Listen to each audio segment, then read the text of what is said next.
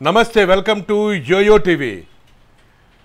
White హౌస్లో Trump కూర్చోబోతున్నారు. ప్రపంచంలోని అందరి అంచనాలు తలకిందులైపోయాయి.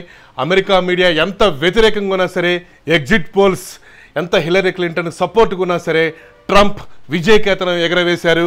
దాదాపు 24 రాష్ట్రాల్లో ట్రంప్ తన ఆధిక్యం నిలబెట్టుకున్నారు. అటు 17 రాష్ట్రాల్లో హిల్లరీ క్లింటన్ విజయం సాధించారు. వీరిద్దరికి మధ్య కేవలం 2% మాత్రమే తేడా ఉంది. డెమోక్రాట్ల ఆధిపత్యాన్ని దెబ్బకొడుతూ రిపబ్లికన్లు విజయకేతనం ఎగరేశారు. డొనాల్డ్ ట్రంప్ యొక్క స్ట్రాటజీని ఎవరు క్యాచ్ చేయలేకపోయారు. ఎందుకంటే అమెరికాలో చాలా వరకు కొంతమంది తటస్థంగా ఉంటారు ఓట్లు వేయకుండా. అలాంటి తటస్థ ఓటర్ను కూడా నాడీ పట్టుకొని డొనాల్డ్ ట్రంప్ చేసినటువంటి కొన్ని వ్యాఖ్యలు కానీ ఆయన స్టేట్మెంట్లు కానీ దేశభక్తిని పెంపొందిస్తూ ప్రతి అమెరికన్ని కదిలించాయి.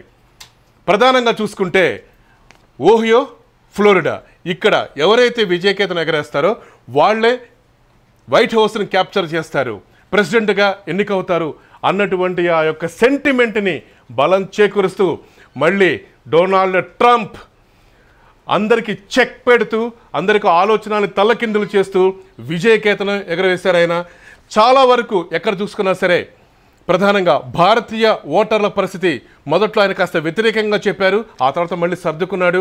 భారతీయ స్టూడెంట్స్ కానివ్వండి, ఇక్కడ వ్యాపారవేత్తలు కానివ్వండి, వాళ్ళు చాలా తెలివైన వారు. అన్ని యూనివర్సిటీలో భారతీయ సంతతి చెందిన స్టూడెంట్స్ ఉన్నారు. వాళ్ళకి ఎలాంటి ఇబ్బంది లేదు. వాళ్ళ యొక్క తెలివితేటలు మేము ఎన్కాష్ చేసుకుంటాం. భవిష్యత్తులో వాళ్ళకు కూడా మేము ఉన్నత స్థానం కల్పిస్తాం అని ఎప్పుడైతే చెప్పారో ఇప్పుడు వంటి ట్రెండ్స్ కనుక చూస్తుంటే ఇటు భారతీయులు కూడా ట్రంప్ విధానాలకే ఎక్కువ మొగ్గు చూపినట్టుగా కనపడుతోంది.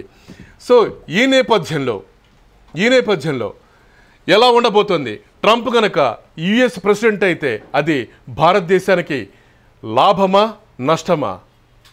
మరి కాసేపట్లో దీని అప్డేట్స్తో యోయో టీవీ మీ ముందుకు వస్తుంది. మరొకసారి యుఎస్ ప్రెసిడెంట్గా ట్రంప్ ఎన్నికయ్యారు. ఆ వార్తని ముందుగా యోయో టీవీ మీ ముందుకు తీసుకొస్తుంది. Don't forget to share, subscribe, like YoYo TV. YoYo TV news Hyderabad. నమస్తే.